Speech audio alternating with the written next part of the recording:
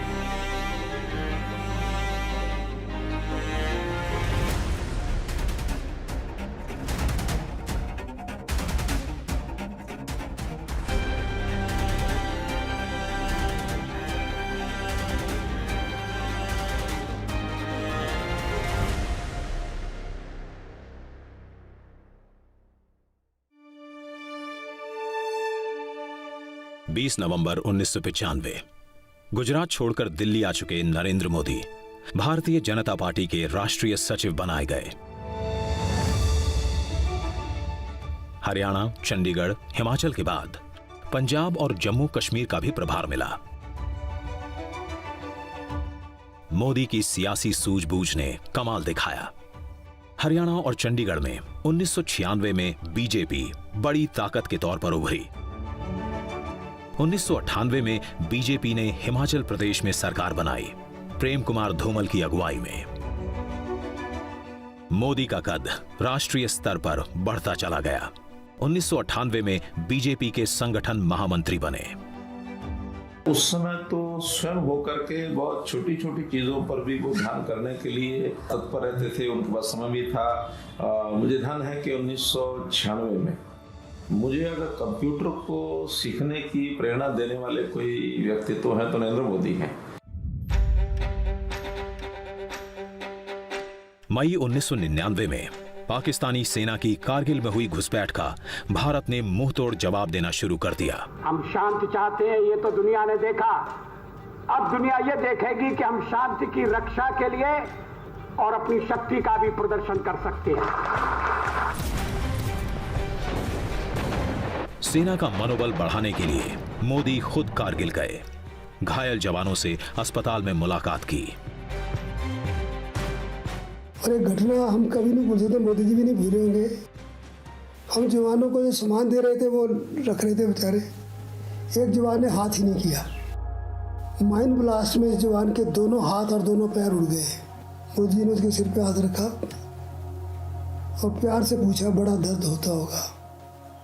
जवान ने कहा, सर कल शाम से नहीं हो रहा, सर कल शाम टाइगर हिल वापस ले लिया, मेरा दर्द खत्म हो गया। सबकी आंखों में आंसू थे उसकी वीरता को देखकर।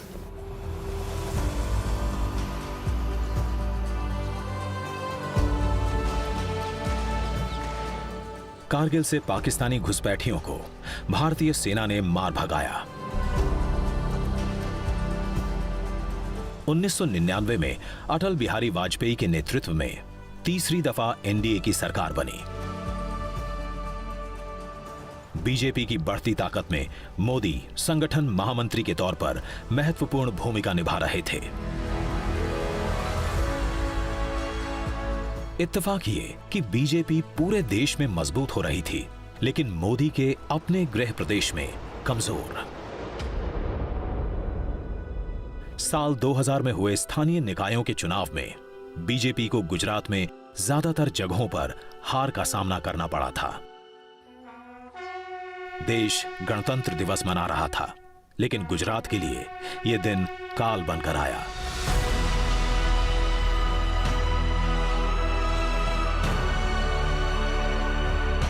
जबरदस्त भूकंप के कारण 10,000 से अधिक लोगों की जान गई। बहुत ध्वस्त हो गया था। अंजार में तो स्कूल पूरी की पूरी और बच्चे भी थे उनमें समाप्त हो गए थे। तो ऐसी खराब हालत थी उन दिनों में कि पता नहीं था कि इसमें क्या करें। कच्छ में जान माल का सबसे अधिक नुकसान हुआ। भुज की पुनर्रचना कैसे होनी चाहिए, उन्होंने कहा था कि अलग जगह पर बड़ी जगह लेकर गांवों की पुनर्रचना करनी चाहिए और शहरों जैसी रचना करनी चाहिए। बड़े रास्ते होने चाहिए, गटर होने चाहिए और विद्यालय होने चाहिए।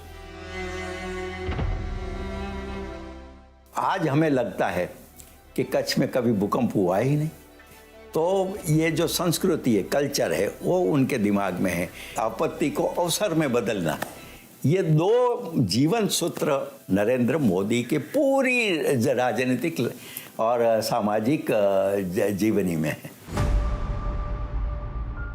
भूकंप के इस कालखंड में राहत और बचाव कार्यों में राज्य सरकार की शिथिलता को लेकर गुजरात के मुख्यमंत्री केशुभाई पटेल पर गंभीर सवाल उठे। सितंबर महीने में साबरकांठा की लोकसभा सीट और साबरमती की विधानसभा सीट पर उपचुनाव हुए। दोनों जगह पार्टी की हार हुई। पार्टी के अंदर चिंतन का सिलसिला शुरू हुआ। 1 अक्टूबर 2001 माधवराव सिंधिया के साथ विमान दुर्घटना में मारे गए कैमरामैन गोपाल सिंह बिष्ट का दिल्ली में अंतिम संस्कार हो रहा था। नरेंद्र मोदी भी वहीं मौजूद थे। उनके मोबाइल फोन की घंटी बजी। लाइन पर थे प्रधानमंत्री वाजपेयी। कहा, शाम में मिलने के लिए आओ। मोदी वाजपेयी से मिलने गए। गुजरात वापस लौटने का फरमान मिला मुख्यमंत्री के तौर पर।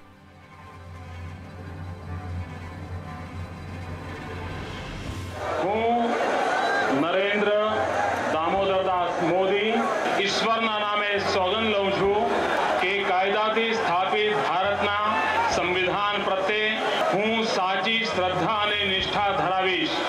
હું ભારતના સાર્વભૌમત્વનું અને અખંડતાનું સમર્થન કરીશ અને હું ગુજરાત રાજ્યના મુખ્યમંત્રી તરીકેના મારા કર્તવ્યો શ્રદ્ધાપૂર્વક અને અંતઃકરણપૂર્વક બજાવીશ।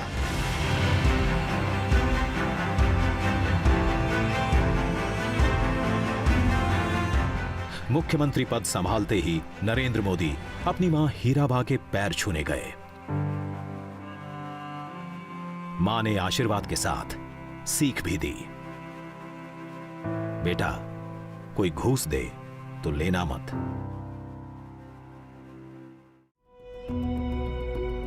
गुजरात का सीएम बने हुए मोदी को 4 महीने हो गए थे। संवैधानिक प्रक्रिया के तहत सीएम की कुर्सी संभालने के 6 महीने के अंदर मोदी को सदन का सदस्य बनना था। 1.5 दशक से पार्टी और साथियों को अलग अलग चुनावों में जीत दिलाते आए मोदी को खुद के लिए पहली बार चुनाव लड़ना था। मैंने पार्टी के लिए, पार्टी की जरूरियात के लिए सीट खाली कर दी और उसी पर नरेंद्र भाई जीत कर आए। 27 फरवरी 2002 गोधरा रेलवे स्टेशन से ठीक आगे साबरमती एक्सप्रेस के S6 डिब्बे में साजिश के तहत दंगाइयों की भीड़ ने आग लगाई।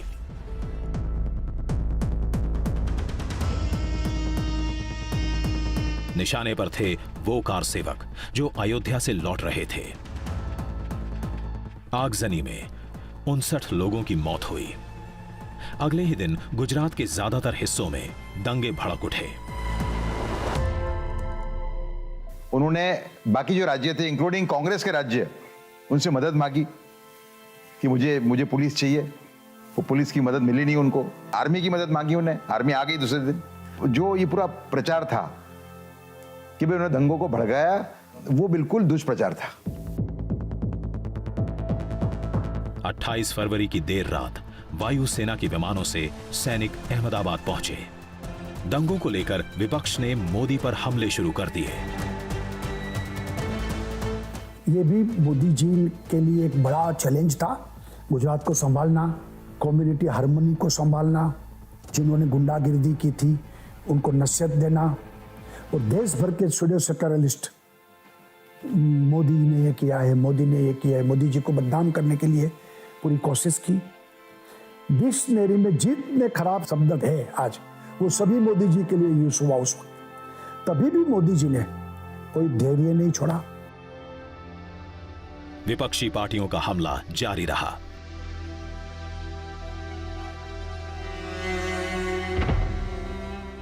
मोदी ने जनता की अदालत में जाने का फैसला किया। जुलाई 2002 में गुजरात विधानसभा को भंग करने की सिफारिश की। 10 साल बाद मोदी एक बार फिर से रथ पर सवार हुए। गुजरात के गौरव को स्थापित करने के लिए नाम दिया गौरव यात्रा का। ये भी राजनीति में मोदी जी ने प्रस्तापित किया है कि पूरा हिसाब देना, अपने जो हमको वोट दिया, हमने क्या किया है, उसका हिसाब देने के लिए वो जाते थे। और गुजरात स्पिरिट, गुजरातियों का स्पिरिट्स, उनको बढ़ावा मिले, उस वक्त गुजरात का आत्मगौरव बढ़े, तो गौरव यात्रा उस वक्त इस मुद्दे पर उन्होंने पूरे गुजरात में घुमाई थी। यात्रा को अपार जन समर्थन मिला। पार्टी को गुजरात विधानसभा की 182 में से 127 सीटें हासिल हुईं। मोदी का दूसरा शपथ ग्रहण। હું ભારતના સાર્વભૌમત્વનું અને અખંડતાનું સમર્થન કરીશ।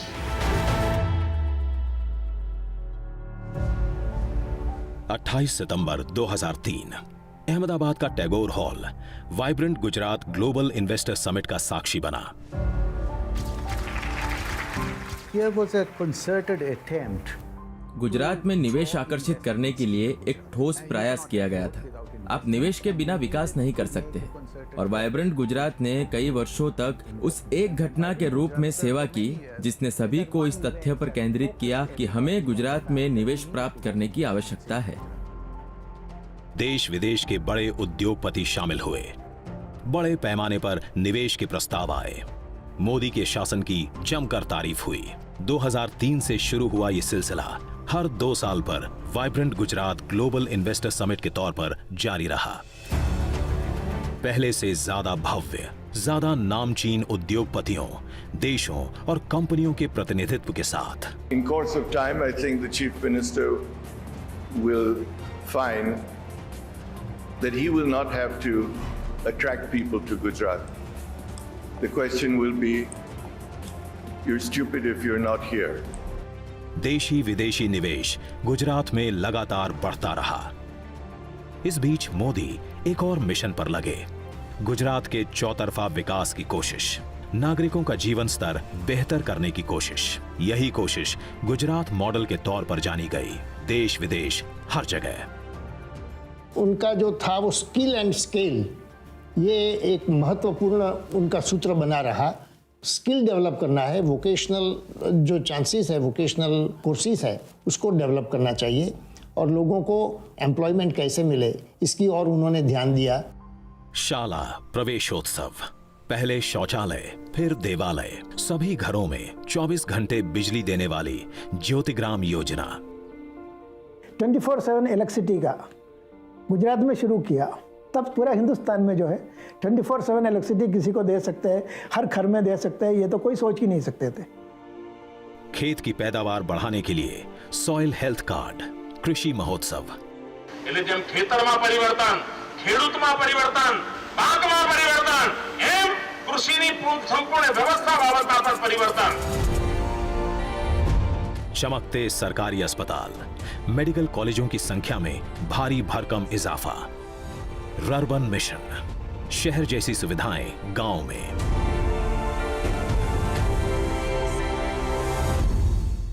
तो नरेंद्र भाई ने कहा, देश को दिशा दिखानी है, गुजरात को ही दिखानी पड़ेगी।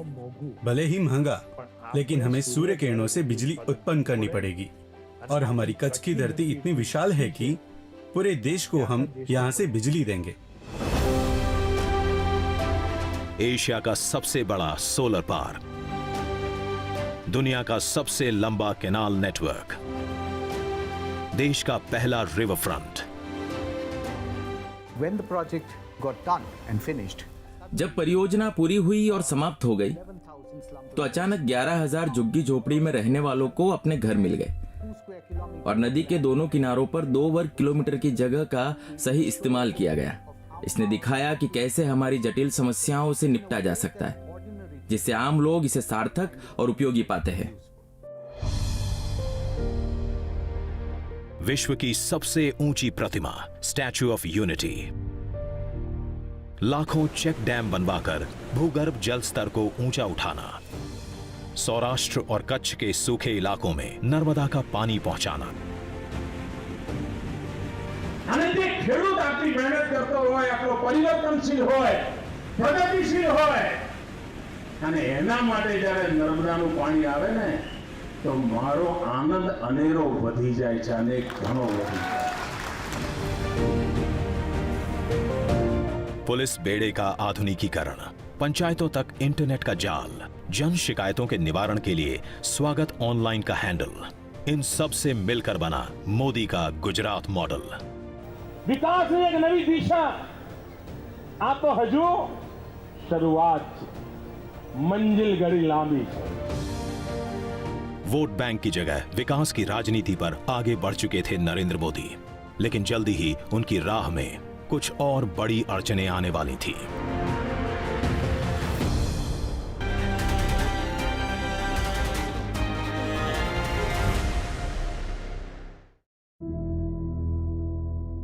गुजरात के मुख्यमंत्री के तौर पर नरेंद्र मोदी को धरने पर बैठने के लिए मजबूर होना पड़ा। मुख्यमंत्री ने अपने स्टेट के लिए उपवास किया हो, अभी तक एक ही दाखिला है, वो नरेंद्र भाई मोदी का है। केंद्र सरकार थी कांग्रेस की, बांध की ऊंचाई बढ़ाने के लिए यहां पर उपवास किया, पूरा गुजरात जाग गया।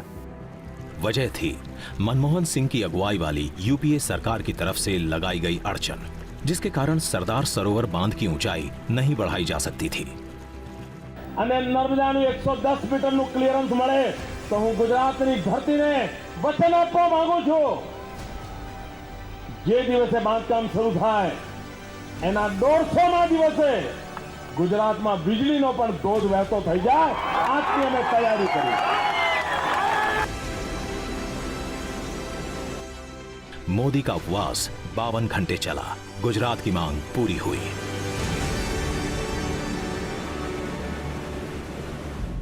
सबका साथ सबका विकास का नारा लेकर आगे बढ़ रहे थे नरेंद्र मोदी। इसी दौरान 2007 का विधानसभा चुनाव आया। विपक्ष एक बार फिर से हमलावर। गुजरात की सरकार चलाने वाले झूठे, बेईमानी, डर और मौत के सौदागर हैं। लेकिन जनता का भरोसा मोदी पर।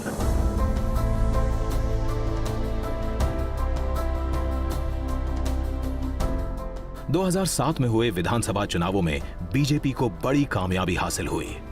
मोदी का सिक्का और जमा, अजीत की छाप मजबूत हुई। 3 अक्टूबर 2008 ममता बनर्जी के हिंसक विरोध के कारण पश्चिम बंगाल के सिंगूर से अपनी ड्रीम कार नैनो का प्लांट बंद करने का ऐलान रतन टाटा को करना पड़ा। टाटा परेशान थे, कहां जाएं, किस जगह नैनो का प्लांट लगाएं। उसी समय उनके मोबाइल पर एक छोटा सा एसएमएस आया, सुस्वागतम। संदेश भेजने वाले थे नरेंद्र मोदी। रतन टाटा ने क्षण भर की देरी नहीं की और मन बना लिया गुजरात में टाटा नैनो का प्लांट लगाने का। We've been through a rather sad experience from a small quarter of the residents of West Bengal, despite the state government's efforts, and so quickly and so efficiently and so with so much enthusiasm, we now have a new home.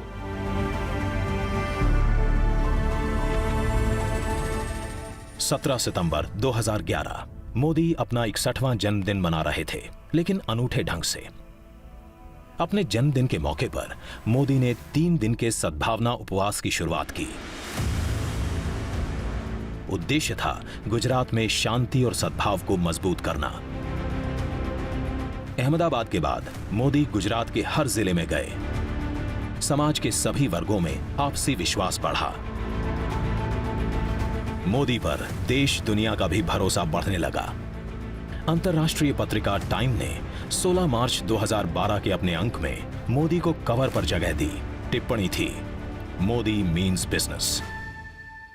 एक मत गुजरात भाजपा सरकार के नारे के साथ नरेंद्र मोदी चुनाव मैदान में उतरे, जीत की हैट्रिक लगाई।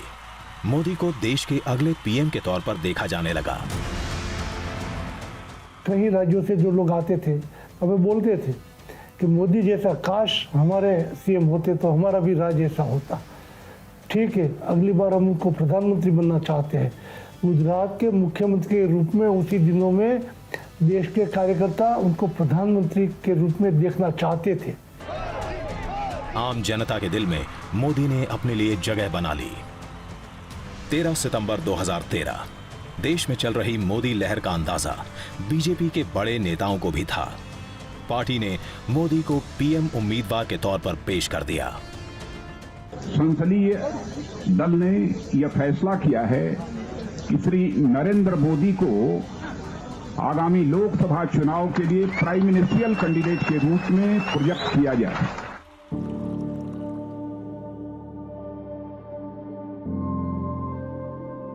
जो कभी चाय लेकर ट्रेन के पीछे भागता था, उसके पीछे अब जन सैलाब था। नरेंद्र मोदी का चुनावी अभियान जोर शोर से शुरू हो गया।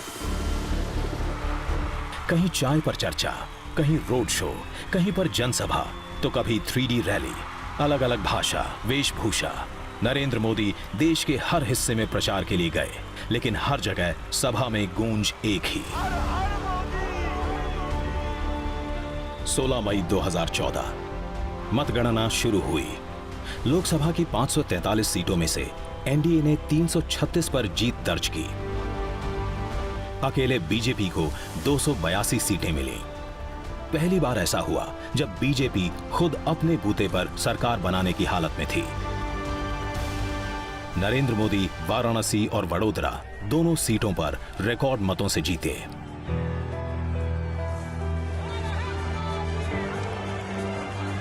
बीस मई 2014 संसद भवन पहुंचे मोदी अचानक इसके मुख्य द्वार पर लेट गए। प्रणाम किया संसद भवन को। आखिर प्रजातंत्र की खासियत ही थी। जो वडनगर के एक गरीब घर में जन्मा हुआ व्यक्ति पूरे देश की बागडोर संभालने जा रहा था। बीजेपी के संसदीय दल के नेता के तौर पर मोदी का चुनाव हुआ।